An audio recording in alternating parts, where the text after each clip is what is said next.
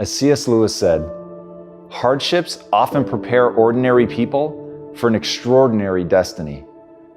People look at their past to decide who they are. People look at their past to decide who they can be. But the problem is, oftentimes, people mistake difficulties, suffering, pain for being bad, being less than, being broken, and it erodes their sense of self-esteem. It erodes their sense of self-worth. But nothing could be more opposite from the truth, because in reality, no matter what you've gone through, no matter how hard it was, all of it was shaping you into the person that you can become. The hardships, the difficulties, the pain, the suffering, all of that makes you tougher. It is literally in the difficulties that you begin to find just how much you're capable of. It's in the suffering that you find out how resilient you are. It's in the pain that you can rise up and get tough.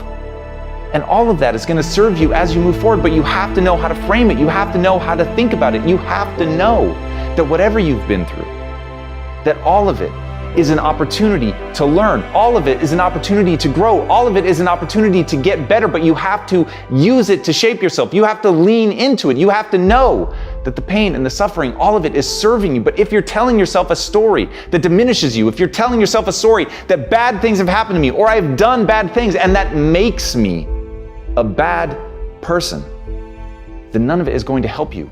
And you're always going to move backwards. And it's going to be this stress and this pressure that's pushing you backwards. Instead, if you could put it behind you, said it pushes you forward, it propels you to be more, then no matter what's happened to you, you can become something truly extraordinary.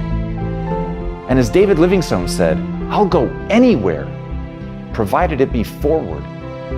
So even when you're making mistakes, even when you're falling down, if in that you can see that it's an opportunity, it's a lesson, it's something that you've learned, even when you're running and you stumble and you trip and you scrape yourself all across the pavement, you're still moving forward. As long as you get back up, dust yourself off and keep going. It doesn't matter that you fell. It doesn't matter that you embarrassed yourself. It doesn't matter that you made a mistake or that you look stupid. None of that matters. The only thing that matters is how do you think about it? Do you let it be something that moves you backwards? Or do you recognize at least it was momentum, at least you were going, at least you tried, at least you were putting your energy into something, at least you were willing to take a risk? And that's where most people fail. They're never willing to put themselves out there because they don't see the momentum, they don't see the forward movement, they only see the failure. It really is that easy, and I know that you've heard this 1,000 times, and I know that people are telling you all the time that failure is a part of the learning process. But so is the voice that says you're a up. So is the voice that tells you that you're unworthy. But it's up to you to decide to ignore that voice. It's up to you to prove that voice wrong. It's up to you to love yourself. And yes, I know that's easier said than done. And yes, I know each and every one of us has to do things to be worthy of loving ourselves. We have to take that leap of faith. We have to be willing to look at our inadequacies. We have to be willing to get up and do ourselves a service. We have to be willing to serve ourselves. And you do owe yourself that. And you do have to take action. And you do have to be proactive. But if you do that, you don't need extraordinary accomplishments. You just need to know that you're trying. You need to know that when you fall, you're going to get back up. You need to know that you'll keep pushing forward. You need to know that you won't give up, even if you've given up in the past.